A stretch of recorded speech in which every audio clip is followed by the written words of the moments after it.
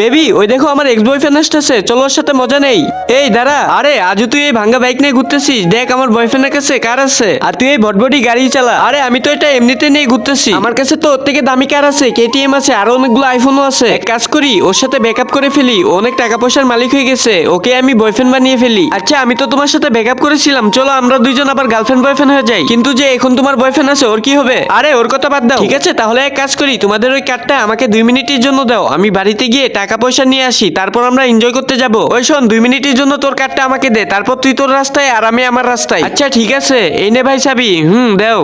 তাহলে তুমি থাকো, আমি 2 মিনিটে আসতেছি। তারপর কি হয়েছিল দেখার আগে তুমি কি ফ্রি ফায়ারকে ভালোবাসো নাকি তোমার মা বাবাকে? যদি মা বাবাকে ভালোবাসো তাহলে ভিডিওতে লাইক করে চ্যানেলটা সাবস্ক্রাইব করে দিবা, আর যদি লাইক সাবস্ক্রাইব না করো তাহলে আমি ভেবে নেবো তুমি তোমার মা বাবাকে ভালোবাসো না, আর তুমি 1 নাকি 2 কমেন্টে বলে যাবা। ওই বাইক কেন ধরি, চল ভাগি এখান থেকে। ওই শোন, এই বাইক আমারই, আর এটা 2 দিন আগে চুরি হয়েছিল। হ্যাঁ কি? চল সরে যাই এখান থেকে। এইটা কি হলো? এসেছিল আমার সাথে পাঙ্গা নিতে, এখন এই কার্ডটা হারাইলো না।